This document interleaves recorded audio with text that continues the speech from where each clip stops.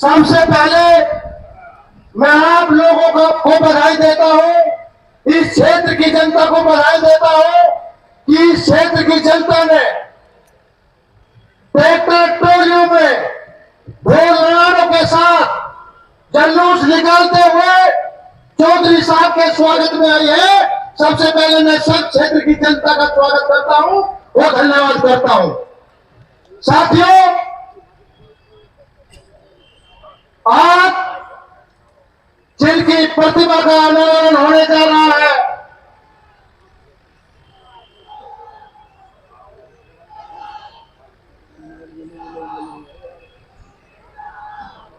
तो साथियों, आज जिनकी मूर्ति का अनावरण होना है, आप लोग सब जानते हैं, सब परिचित है। चौधरी चरण सिंह जी एक विचारधारा थी, इस देश की उन्नति और प्रगति का रास्ता चौधरी साहब के चरणों से होकर गुजरा। आपको सब पता है, जमींदारा खात्मा हुआ तो चौधरी साहब की देन थी और चौधरी साहब ने बड़ी सादगी के साथ अपना जीवन व्यतीत किया। वो एक ऐसे शख्स थे जो प्रदेश की राजनीति में कृषि मंत्री, प्रदेश में मुख्यमंत्री और देश में गृह मंत्री और देश में प्रधानमंत्री के पद तक हासिल रहे और आप लोगों की सेवा करी, पूरे देश की सेवा की। साथियों, जब एक बात आपको पता होगा, किसानों के लिए जब किसानों की दुर्दशा होने करती थी, पटवारी हड़ताल पर चले गए, सबको एक साथ सस्पेंशन कर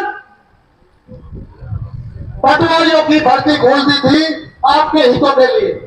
इतना बड़ा निर्णय आज तक किसी ने नहीं लिया और उनके दबाव में वो आपकी काम के लिए पटवारियों को वापिस हड़ताल करनी पड़ी, तब उनको टूटी मिली थी। ऐसे चौधरी साहब थे।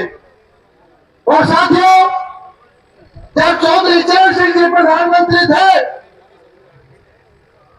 कांग्रेस पार्टी का समर्थन था और बागपत में उनकी सभा चल रही थी, तो कांग्रेस पार्टी ने समर्थन वापस ले लिया। तो उनकी सादगी देखिए, वे सभा को संबोधित कर रहे थे, उनको पता लगा कि समर्थन वापस हो गया, तो उन्होंने तुरंत अपनी सिक्योरिटी, सरकारी सुविधाएं, सरकारी गाड़ियां सब वापस कर दी।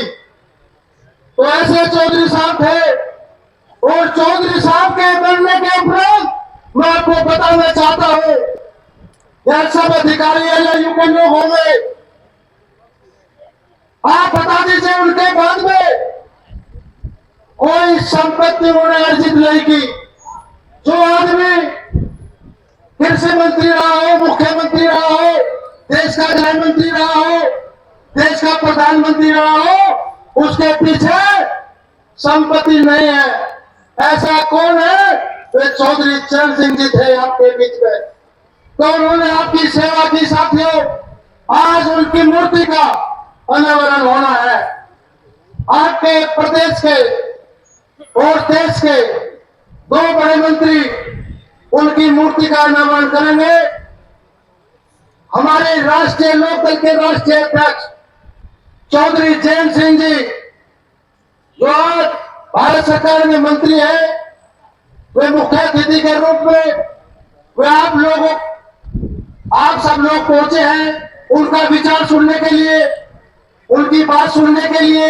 इसलिए आप इतनी संख्या में इकट्ठे हुए हैं, ये बड़ी खुशी की बात है।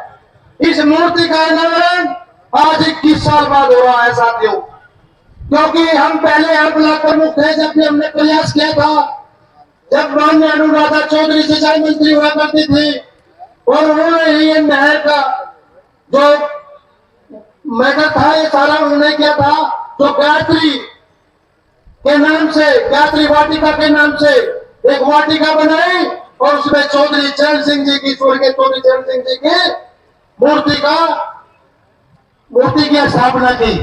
तो साथियों, ये बड़ी खुशी की बात है, आज आपको ये दिन देखने को मिला और हमने सबने बहुत मिलकर के प्रयास किया। साथियों, आज बड़ी खुशी है, आप इस बात की चिंता न करें, आप लड़ाई लड़ रहे हैं।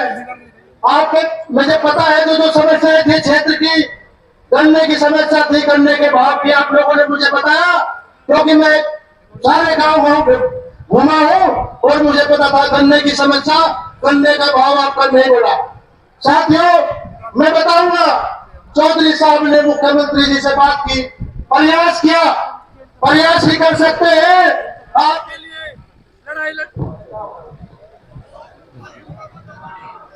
प्रयास किया, परंतु कई बार अभी भी विचाराधीन है, पता नहीं हो भी सकता है, क्या पता बीच में बढ़ जाती है। आपको पता है, नहीं सुनो, मैं बता रहा हूं, कोशिश तो है, और क्या कर सकते हैं हम बताओ।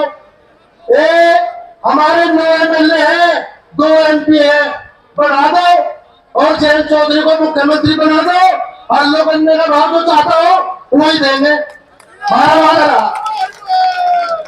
तो साथियों, पहले अपनी कैपेसिटी समझो, कैपेसिटी के आधार पर तय होती है सब बात। तो आपकी कैपेसिटी जितनी है इतना आपको मिल रहा, ताकत लगाओ और आगे बढ़ाओ और गन्ने का रेट पाओ और गन्ने का पेमेंट पाओ। धन्यवाद। जय हिंद, जय भारत, जय राष्ट्रीय लोकदल।